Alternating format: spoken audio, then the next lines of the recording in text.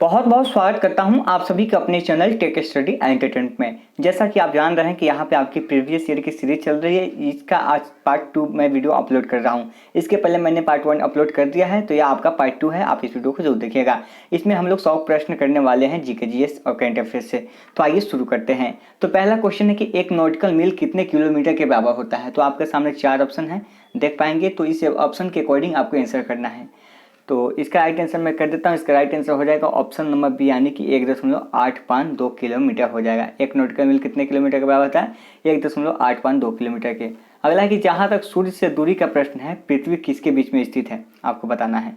तो इसका right answer क्या हो जाएगा फ्रेंड्स? तो इसका राइट आंसर हो जाएगा ऑप्शन नंबर यहाँ पे बी हो जाएगा, यानी कि शुक्र और मंगल के बीच में है। चलिए आगे चलते हैं अगले प्रश्न की ओर।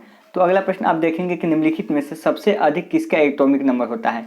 तो आपको बताना है कि सबसे अधिक एटॉमिक संख्या किसका होता है। तो इसका राइट आंसर क्या हो जाएगा?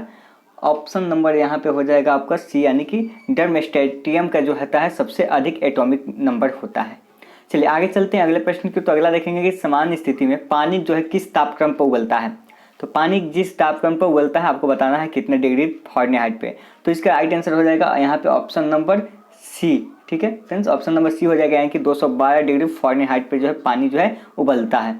अगला प्रश्न देखते हैं कि मानव शरीर का तापक्रम जो है कितना होता है। एक मनुष्य का तापक्रम कितना होता है, शरीर का टेम्परेचर कितना होता है। तो इसका राइट आंसर क्या हो जाएगा? इसका राइट आंसर हो जाएगा ऑप्शन नंबर बी, यानी कि 37 डिग्री सेल्सियस हो जाएगा मनुष्य का तापमान। चलिए आगे चलते हैं अगले प्रश्न की ओर। तो अगला प्रश्न आप देखेंगे कि एक गैलन कितने लीटर के बराबर होता है। ठीक है, तो आपके सामने 4 ऑप्शन है। चारों ऑप्शन में से आपको एक आंसर को सिलेक्ट करना है। तो इसका राइट आंसर क्या हो जाएगा? ऑप्शन नंबर ए हो जाएगा, यानी कि एक गैलन जो बराबर होता है कितने लीटर के? 4.546 लीटर के बराबर होता है। अगला प्रश्न देखते हैं कि दो गैमीट के विलय के से एक कोशिकीय संरचना का निर्माण होता है, उसे क्या कहते हैं। तो इसका आंसर आपको बताना है। तो इसका ऑप्शन हो जाएगा सी, यानी कि जाइगोट कहते हैं। ठीक है, दो गैमीट के विलयन से एक कोशिकीय संरचना का निर्माण होता है, उसे हम लोग जाइगोट कहते हैं। अगला कि संयुक्त राज्य अमेरिका के प्रथम राष्ट्रपति कौन थे। तो आपको बताना है कि अमेरिका के प्रथम राष्ट्रपति कौन थे। तो सभी को पता होगा कि अमेरिका के जो प्रथम राष्ट्रपति थे उनका नाम था जॉर्ज वाशिंगटन, यानी कि ऑप्शन नंबर सी हो जाएगा। अगला कि भारत की आज़ादी के समय इंग्लैंड के प्रधानमंत्री कौन थे। जब भारत को आज़ादी मिली उस समय इंग्लैंड के प्रधानमंत्री कौन थे। तो उस समय इंग्लैंड के प्रधानमंत्री थे क्लीमेंट एटली। ठीक है, कौन थे? क्लीमेंट एटली, यानी ऑप्शन नंबर बी हो जाएगा। अगला देखते हैं कि भारत के संविधान सभा के प्रथम अध्यक्ष कौन थे। तो आपके सामने 4 ऑप्शन है, आपको चारों ऑप्शन को रीड करके इसका आंसर देना है। तो देखिए भारत के संविधान सभा के प्रथम अध्यक्ष की बात करें तो डॉक्टर सच्चिदानंद सिन्हा थे। कौन थे? डॉक्टर सच्चिदानंद सिन्हा, और यह एक अस्थायी सदस्य थे। ठीक है, और बात करें अस्थायी अध्यक्ष, तो अस्थायी अध्यक्ष कौन थे? डॉक्टर राजेंद्र प्रसाद थे। चलिए, और यहाँ पे जेपी कृपलानी की बात कर लेते हैं तो ये झंडा समिति के अध्यक्ष थे। ठीक है, चलिए आगे चलते हैं। अगला प्रश्न है कि म्यांमार देश की राजधानी कहाँ पड़ती है। तो इसका राइट आंसर हो जाएगा यहाँ पे ऑप्शन नंबर सी, यानी कि नैपयिता। ठीक है, ऑप्शन नंबर सी हो जाएगा। म्यांमार देश की राजधानी कहाँ पड़ती है? म्यांमार का पुराना नाम जो था वर्मा था। ठीक है, चलिए अगला कि राजतरंगिणी पुस्तक के लेखक कौन है। तो राजतरंगिणी पुस्तक के लेखक की बात करें तो कल्हण है, और इसका संबंध कहाँ से है। ठीक है, तो एक कश्मीरी इतिहासकार है। ठीक है, कौन है? एक कश्मीरी इतिहासकार है, और इसका संबंध जो है कश्मीर से है। अगला कि विश्व आर्द्र भूमि दिवस कब मनाते हैं। तो आपके सामने 4 ऑप्शन है, 2 फरवरी, 2 मार्च, 22 मार्च या 22 मई को। तो बात करें विश्व आर्द्र दिवस की, तो यह मनाया जाता है 2 फरवरी को। कब मनाया जाता है? 2 फरवरी को, ऑप्शन नंबर ए हो जाएगा। अरे कि भारत का राष्ट्रीय जलीय जंतु कौन सा है। तो भारत के राष्ट्रीय जलीय जंतु की बात करें तो कौन सा हो जाएगा? गंगे डॉल्फिन हो जाएगा, ऑप्शन नंबर बी हो जाएगा। ठीक है, चलिए आगे चलते हैं कि विश्व पर्यावरण दिवस 2018 की विषय वस्तु क्या थी। यह प्रीवियस ईयर क्वेश्चन है, तो फ्रेंड्स इसी के अकॉर्डिंग आपको 2018 वाला क्वेश्चन है। ठीक है, चलिए तो इसका राइट आंसर क्या हो जाएगा? ऑप्शन नंबर यहाँ पे डी हो जाएगा, यानी कि प्लास्टिक प्रदूषण को पराजित करो। ठीक है, जितने भी यूनिवर्सिटी के द्वारा यह प्रश्न पूछा गया है प्रीवियस ईयर क्वेश्चन बीएड में, मैं वही आपको करा रहा हूँ। चलिए अगला प्रश्न यहाँ पर कि जून 2018 में संयुक्त राष्ट्र के अगले अध्यक्ष के रूप में कौन चुने गए हैं। तो 2018 की बात है, तो अभी आपको कमेंट करके बताना है कि अभी कौन है। तो इसका राइट आंसर क्या हो जाएगा? इक्वाडोर के विदेश मंत्री, ऑप्शन नंबर बी हो जाएगा। चलिए आगे बढ़ते हैं, अगला प्रश्न देखते हैं कि भारत में किसके जन्म दिवस पर शिक्षा दिवस मनाते हैं। तो सभी को पता है अभी हाल ही में शिक्षा दिवस मनाया गया है। तो इसका राइट आंसर हो जाएगा ऑप्शन नंबर यानी कि मौलाना अबुल कलाम आज़ाद। भारत में जो है इनके जन्म दिवस पर जो है शिक्षा दिवस मनाया जाता है। चलिए फ्रेंड्स, इसका राइट आंसर ऑप्शन सी होगा। ठीक है, डॉक्टर एस राधाकृष्णन। ठीक है, 5 सितंबर के इनके जन्म दिवस पर ही शिक्षा दिवस मनाया जाता है, ध्यान रखिएगा। और विश्व शिक्षक दिवस 5 अक्टूबर को मनाया जाता है, अभी कुछ दिन बाद यहाँ पे मनाया जाएगा। ठीक है, तो यहाँ पे आप इस चीज़ को ध्यान रखिएगा कि डॉक्टर एस राधाकृष्णन के जन्मदिन पर शिक्षक दिवस मनाया जाता है। चलिए, तो फ्रेंड्स शिक्षक दिवस की बात आएगी तो आपका हो जाएगा डॉक्टर एस राधाकृष्णन, लेकिन यहाँ पे शिक्षा दिवस की बात है तो शिक्षा दिवस किसके बनाते हैं, मौलाना अबुल कलाम आज़ाद की। ठीक है, इसलिए मैंने यहाँ पे सारे आपको बता दिया शिक्षक दिवस। तो अगर शिक्षक दिवस आएगा तो डॉक्टर एस राधाकृष्णन पे होगा। ठीक है, अगर विश्व शिक्षक दिवस की बात हो तो 5 अक्टूबर को होगा। अगर यहाँ पर शिक्षा दिवस की बात है तो शिक्षा दिवस जो है मौलाना अबुल कलाम आज़ाद के जन्म दिवस पर मनाया जाता है। चलिए, अगला प्रश्न है कि दुनिया का सबसे बड़ा दूरबीन जो है किस देश में है। तो सबसे बड़ा दूरबीन की बात करें तो यह कहाँ पे स्थित है, संयुक्त राज्य अमेरिका में है। किस देश में, अमेरिका के पास। हालांकि 2018 रैंकिंग के अनुसार कौन सा देश सबसे ज़्यादा असुरक्षित है, तो जो सबसे ज़्यादा असुरक्षित देश है वह कौन है, अफगानिस्तान है। और इसकी राजधानी जो पड़ती है कहाँ पड़ती है, काबुल पड़ती है। हालांकि लोकसभा के अध्यक्ष को कौन चुनता है, देखिए लोकसभा के अध्यक्ष का चुनाव जो करता है वह लोकसभा के सदस्यगण करते हैं। कौन करते हैं, लोकसभा के सदस्यगण, यानी कि ऑप्शन नंबर ए हो जाएगा। अगला प्रश्न देखते हैं कि मुक्त विश्वविद्यालय निम्न माध्यम से शिक्षा प्रदान करता है। तो किस माध्यम से शिक्षा प्रदान करता है, तो इसका राइट आंसर हो जाएगा ऑप्शन नंबर यानी कि दूरस्थ माध्यम से। जो मुक्त विश्वविद्यालय होते हैं वह दूरस्थ माध्यम से शिक्षा प्रदान करते हैं। अगला कि आचार्य चाणक्य एक गुरुकुल में शिक्षक थे जो डैश में अवस्थित थे। आपको बताना है कि आचार्य चाणक्य गुरुकुल के शिक्षक थे, वे कहाँ अवस्थित थे, तो इसका आंसर हो जाएगा ऑप्शन नंबर ए यानी कि तक्षशिला में। कहाँ पे, तक्षशिला में। चलिए, अगला प्रश्न है कि 3 भाषा सूत्री में क्या अंतर्निहित होता है। देखिए 3 भाषा सूत्री का इसमें जो अंतर्निहित होता है यानी कि विद्यालय में तीनों भाषा की पढ़ाई होनी चाहिए। क्या होनी चाहिए, विद्यालय में तीनों भाषा की पढ़ाई होनी चाहिए। ऑप्शन नंबर ए हो जाएगा। चलिए, अगला देखते हैं यहाँ पे कि सफ़ेद क्रांति का संबंध जो है किससे है। तो सफ़ेद क्रांति का संबंध जो है यहाँ पे दूध उत्पादन से है। ठीक है, चलिए आपको बताना है यहाँ पे नीली क्रांति, देखिए नीली क्रांति का संबंध किससे है, मछली उत्पादन से है। चलिए आगे चलते हैं कि मोंटेसरी का नाम जो है किससे जुड़ा हुआ है। देखिए मोंटेसरी की बात करें तो मोंटेसरी का नाम जो जुड़ा हुआ किससे, प्री स्कूल शिक्षा से जुड़ा हुआ है। किससे जुड़ा हुआ है, प्री स्कूल शिक्षा से नाम उनका जुड़ा हुआ है। चलिए आगे देखते हैं अगला प्रश्न कि जिला स्तरीय शिक्षण और प्रशिक्षण संस्थान की स्थापना किसमें सुधार के लिए की गई थी। तो इसका राइट आंसर क्या हो जाएगा, ऑप्शन नंबर ए हो जाएगा यानी कि प्रारंभिक शिक्षा के लिए किया गया था। ठीक है, चलिए आगे बढ़ते हैं। अगला प्रश्न देखेंगे कि वैज्ञानिक स्वभाव का क्या मतलब होता है। देखिए वैज्ञानिक जो स्वभाव होता है उसका मतलब क्या होता है, यानी कि तर्क के साथ निर्णय लेने का स्वभाव होता है। वैज्ञानिक का स्वभाव कैसा होता है, तर्क के साथ निर्णय लेने का स्वभाव। अगला कि भारत की खोज नामक पुस्तक के रचयिता कौन थे, इंपॉर्टेंट क्वेश्चन, इसको देख लीजिएगा। तो भारत नामक खोज की पुस्तक की रचना किसने किया था, जवाहरलाल नेहरू ने किया था। ऑप्शन नंबर डी हो जाएगा। माई एक्सपेरिमेंट विथ ट्रूथ के लेखक कौन है, तो महात्मा गांधी। आप इसको भी ध्यान रखिएगा, इंपॉर्टेंट बुक है। अगला कि शिक्षा का अधिकार अधिनियम 2009 किस उम्र के बच्चों को मुफ्त एवं अनिवार्य शिक्षा का अधिकार देता है। तो इसका राइट आंसर क्या हो जाएगा, ऑप्शन नंबर बी यानी कि 6 से 14 वर्ष के बच्चों को। कितने, 6 से 14 वर्ष के बच्चों को। आगे चलते हैं कि मानव शरीर में क्रोमोसोम की संख्या कितनी होती है। तो देखिए 23 जोड़ी होती है मानव शरीर में क्रोमोसोम की संख्या, यानी कि 46 हो जाएगा, 46 हो जाएगा। ठीक है, 23 जोड़ी यानी कि 46 हो जाएगा। अगला कि हमारे संविधान का कौन सा भाग मुफ्त एवं अनिवार्य प्राथमिक शिक्षा का अधिकार देता है। तो हमारे संविधान का कौन सा ऐसा भाग है जो मुफ्त और अनिवार्य शिक्षा का अधिकार प्रदान करता है, आपको बताना है। तो इसका आंसर क्या हो जाएगा, ऑप्शन नंबर बी यानी कि राजनीति का निर्देशक का सिद्धांत होता है।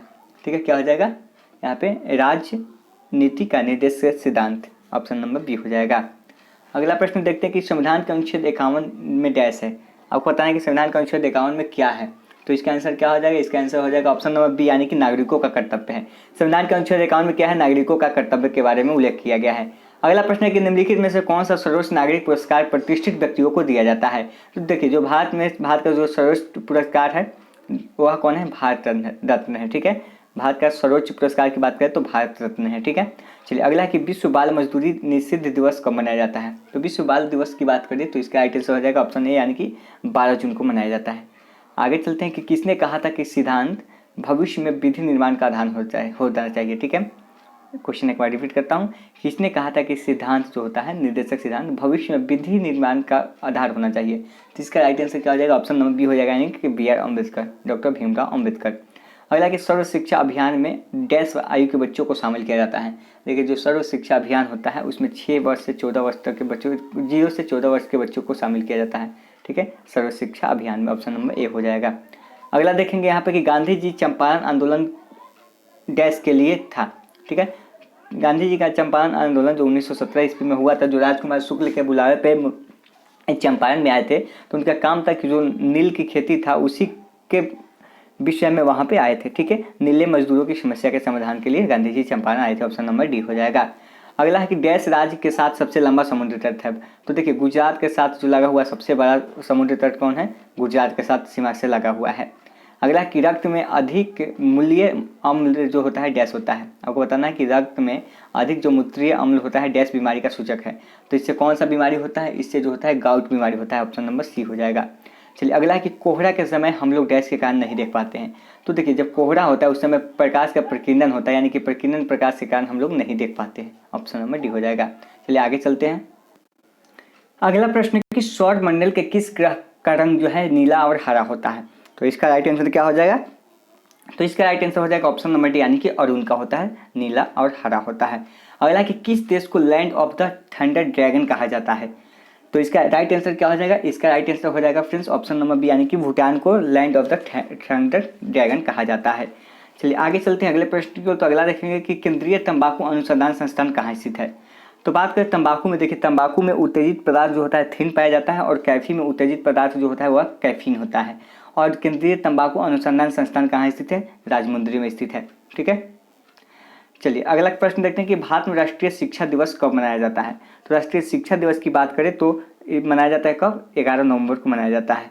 ठीक है, और यहाँ पे मैंने आपको बताया था किनके जन्म दिवस पर भी मनाया जाता है, अभी आपने देखा भी होगा। अगला कि देश का कौन सा प्रथम पर्यावरणीय लोकतंत्र सूचकांक के शीर्ष पर है? ठीक है, आपको बताना है कि कौन सा देश जो है प्रथम पर्यावरणीय लोकतंत्र सूचकांक में शीर्ष पर है। तो इसका राइट आंसर क्या हो जाएगा? ऑप्शन नंबर यहाँ पे सी हो जाएगा, लिथुआनिया। ठीक है फ्रेंड्स, और यह 2018 के अकॉर्डिंग है। ठीक है, ऐसा नहीं आप लोग कमेंट कीजिएगा कि सर आप यहाँ पे गलत बता दिए। ठीक है, चलिए अगला कि प्रधानमंत्री नरेंद्र मोदी ने प्रकाश पथ के रूप में डैश के लिए एक योजना की शुरुआत की है। तो प्रधानमंत्री ने क्या योजना शुरुआत किया है यहाँ पे? तो यहाँ पे उन्होंने एलईडी बल्ब का वितरण का शुरुआत किया है यहाँ पे। ठीक है, एलईडी बल्ब वितरण। अगला प्रश्न यहाँ पर कि किस देश से नव विकसित पारिस्थितिक रूप से स्वच्छ रॉकेट अंगारा A5 का प्रक्षेपण किया गया? तो इसका आंसर हो जाएगा रूस। कौन सा देश? रूस ने किया था। अगला कि विश्व का सबसे अधिक खदान उत्पादक देश कौन सा है? तो सबसे बात करें विश्व के सबसे अधिक खदान उत्पादक की, तो वह जो है चाइना है। कौन है? चाइना है। अगला प्रश्न है कि निम्नलिखित में से कौन सा नए आर्थिक सुधारों का अंग नहीं है? तो इसका राइट आंसर क्या हो जाएगा? ऑप्शन नंबर यहाँ पे हो जाएगा डी, यानी कि केंद्रीकरण। क्या हो जाएगा? केंद्रीकरण। ऑप्शन बी डी हो जाएगा। चलिए अगला देखते हैं यहाँ पे, निम्नलिखित में से कौन सा मस्तिष्क की गतिविधियों को रिकॉर्ड करता है? तो देखिए जो मस्तिष्क की गतिविधियों को रिकॉर्ड करता है उसका नाम क्या है? ईईजी होता है। क्या होता है? ईईजी बोलते हैं इसको हम लोग। ठीक है, चलिए ऑप्शन नंबर सी हो जाएगा। अगला है कि जैविक ऑक्सीजन मांग जो है को किसके मापन के रूप में प्रयोग किया जाता है? तो इसका ऑप्शन अब क्या हो जाएगा आपको बताना है। तो इसका राइट आंसर की बात करें हम लोग, तो इसका राइट आंसर हो जाएगा ऑप्शन नंबर, यानी कि वन प्रणाली में ऑक्सीजन का स्तर हो जाएगा। चलिए ऑप्शन नंबर ए हो जाएगा। अगला है यहाँ पर कि विश्वविद्यालय अनुदान आयोग के वर्तमान चेयरमैन कौन है? तो आपको बताना है अभी के जो वर्तमान चेयरमैन है वो बताना है आपको। ठीक है, या पहले का है तो मैं यहाँ पे पहले का आंसर बता देता हूँ कि प्रोफेसर वेद व्यास प्रकाश थे। अभी वर्तमान में कौन है आपको जो है कमेंट करके बताना है। अलग एक संवैधानिक निकाय के रूप में राष्ट्रीय शिक्षक शिक्षा परिषद कब अस्तित्व में आया था? तो इसका आंसर क्या हो जाएगा? इसका आंसर हो जाएगा ऑप्शन नंबर बी, यानी कि 17 अगस्त 1995 को अस्तित्व में आ गया था। अगला प्रश्न देखते हैं यहाँ पे 44 की वर्ष 2015 में प्रतिष्ठित भारत रत्न पुरस्कार प्राप्त करने वाले में से एक कौन है? किनको 2015 में भारत रत्न पुरस्कार दिया गया था? तो पंडित मदन मोहन मालवीय को दिया गया था। सचिन तेंदुलकर को कब दिया गया था फ्रेंड्स? तो यहाँ पे 14 में दिया गया था। चलिए अगला प्रश्न यहाँ पर कि हिमालय पर्वत श्रृंखला निम्न में से किसके अंतर्गत आती है? तो हिमालय पर्वत श्रृंखला की बात करें तो इसका राइट आंसर क्या हो जाएगा? ऑप्शन नंबर डी, यानी कि वलित पर्वत के अंतर्गत आता है। ठीक है, ध्यान रखिएगा हिमालय पर्वत जो आता है वो वलित पर्वत के अंतर्गत आता है। अगला है कि गुप्त वंश में शिक्षा का एक प्रतीक किस विश्वविद्यालय को माना जाता है? तो इसका राइट आंसर क्या हो जाएगा? ऑप्शन नंबर सी, यानी कि नालंदा को माना जाता है गुप्त वंश में शिक्षा का प्रतीक जो विश्वविद्यालय माना जाता है। इंपॉर्टेंट है। अगला कि किस शहर का उपनाम हजारों मंदिरों का शहर है? किस शहर को हजारों मंदिरों का शहर कहा जाता है? तो इसका राइट आंसर हो जाएगा ऑप्शन नंबर बी, यानी कि कांचीपुरम को हजारों मंदिरों का शहर कहा जाता है। अगला की जनसंख्या 2011 के अनुसार बिहार राज्य की कुल साक्षरता दर कितनी है? 2011 की जनगणना हुई उस समय बिहार में कितनी साक्षरता दर थी बताना है। तो इसका आंसर हो जाएगा यहाँ पे 63.82%। ठीक है, अगला है कि मिट्टी के घरों में निम्न में से किस प्रक्रिया के कारण जल ठंडा होता है? देखिए मिट्टी के बर्तन में जल ठंडा क्यों होता है? वाष्पीकरण के कारण। किसके कारण? वाष्पीकरण के कारण जो होता है ठंडा होता है। ऑप्शन नंबर सी हो जाएगा। अगला है कि नीली क्रांति का संबंध किससे है? तो मैंने अभी आपको बताया है कि नीली क्रांति का संबंध किससे है, तो यहाँ पे हो जाएगा किससे? मत्स्य पालन से। ठीक है, किससे हो जाएगा? यहाँ पे मत्स्य पालन से हो जाएगा नीली क्रांति का संबंध। अगला कि पोलियो का नैमित्तिक जीव क्या है? ठीक है, पोलियो का नैमित्तिक जीव क्या है? जीवाणु, कवक, विषाणु या कृमि? तो इसका राइट आंसर हो जाएगा ऑप्शन नंबर सी, यानी कि विषाणु हो जाएगा।